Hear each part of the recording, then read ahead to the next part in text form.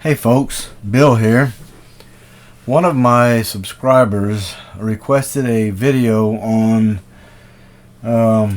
creating a signature logo and inserting it into photographs. So here it is. What I would do is I would go to the File, New Canvas,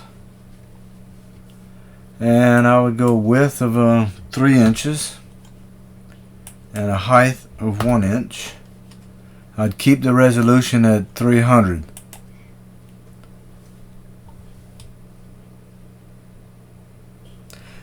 And it'll create a new canvas for me. And first thing I'd do is come over here and add a color fill.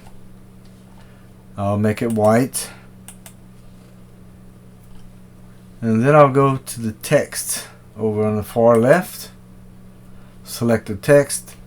The text is white. I'll change that to black so I can see the text. And then On1's kind of tricky as far as the location of the text and the box. I find that if right off the bat, if you click outside of the box and then you click back in, then you can drag and move the text around. I'd like to grab the corner of the text box and place it up here. Click here and select. Now On1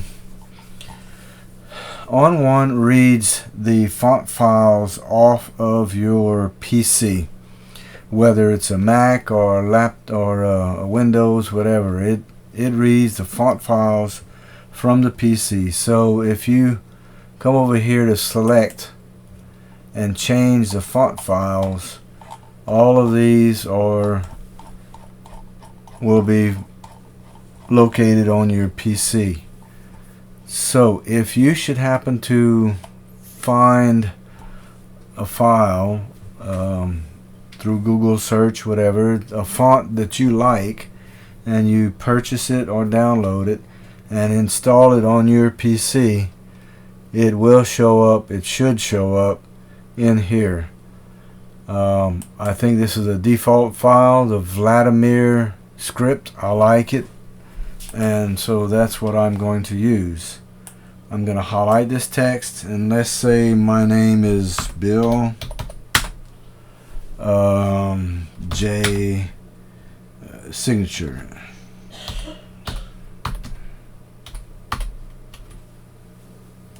So we have that. I'll click outside.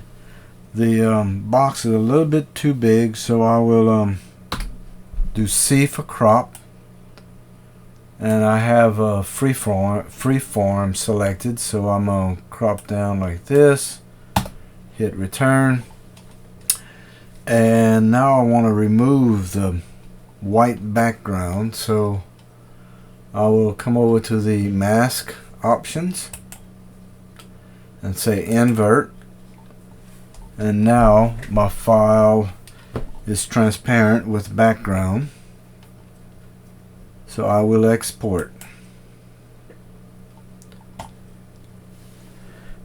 Now I have JPEG 95 to subfolders selected, and I think that is one of On1's default presets. What I will do is I've deselected the put in subfolder. I want to keep it in the same folder as original, but I will scroll down, and I've changed it to PNG. It was a JPEG, but I changed it to PNG because that is a good file for signatures and logos, because it handles the transparency well and it stays small. It has a small footprint. I have Show in Explorer, so I will say export. And as you can see here, this untitled file is the PNG file. It's black with black background. I'm going to come back to my On1. I'm going to come to the text mode again. I will select the text and change the color to white. I like to have a black text and a white text. Of course, you could make it any color you wish. Okay, and when I click out of here, it'll be hard to see, but the text is there. And I will export it the same way. In the folder as a PNG file. Export. There's Untitled 1, and this one is with white text. So now that we have the PNG files, I'm going to rename them Test WHT.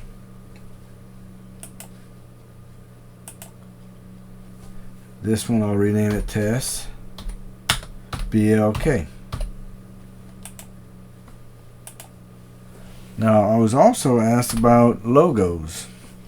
So if you should happen to have an image that you like and you want to use as a logo, and have it inserted when you are exporting out, it's real easy to do. This image right here is a large image. It's, depending on the size that you want. I will, for this purpose, go into resize, and I will, this is the original resize with On1. It is not the new resize that is coming out in a week or so. So I will change the size of it to 1 inch wide, and however high it is. Say done. So now I have my small file. That one I will right click. I will rename the file, and I'm going to say logo test. Alright, so we have those. Now the fun begins. Now I'm going to come over to this folder, and let's just use this file. I'll double click on it to open it up, and if we go to export, and we can still keep the same JPEG. I just want to double check. I want to make, let's say we put this in a print folder, keep both, show and explorer. Instead of a PNG file, I want to make it a JPG. And right here I want to add a watermark.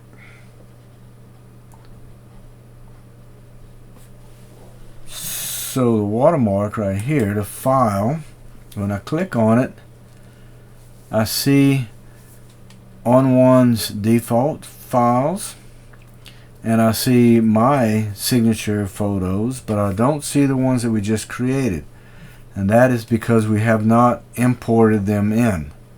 There's two ways to import the files in.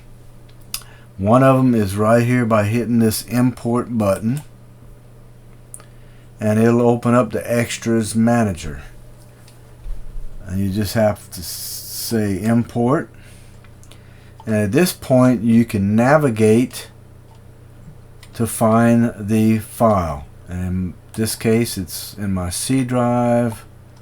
I have a working folder, and I'll come down to class images, and I know they're in the signature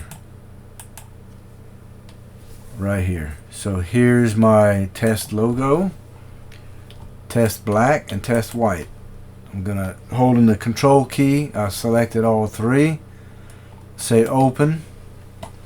Now it's asking me to choose a category. There's only one category that I have created, but I don't want to mingle with my original images, so I will select here and say add a category. I'm going to name this one, guess what, test. Okay. say OK, and there's my test, and it is selected, so I will say OK. So now all three of them were imported and processed. I'm going to say closed, and I can actually close this one. So now if I go to File under this Watermark, if I go into File, I will see the category Signature, which was there, and the new category Test.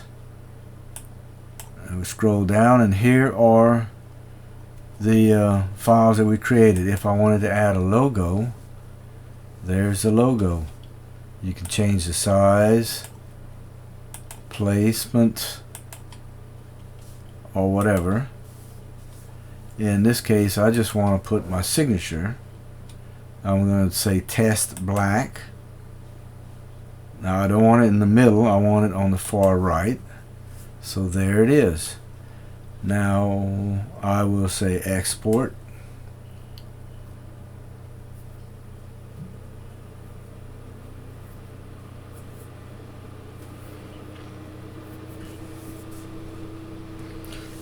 On1 is non-destructive to the originals. So here is my JPEG file with my signature on it. One more thing I'd like to show you is I had mentioned about where you can add files to the watermark. So if you come over to File, you go down to Manage Extras. This is the same dialog, same place, except it's on the preset. You can go to Textures and Brushes, Files, and here's Watermarks. Under the Watermarks, this is the test folder that we just created. If you wanted to add to it, you would just simply import additional ones like we've just done. If you didn't like a particular one, like Test White, if you wanted to delete it, this delete key underneath it will delete the individual files, and if you highlight and hit this delete key, it will delete the category. So I hope this was helpful, and hit the like button if you enjoyed. Thanks.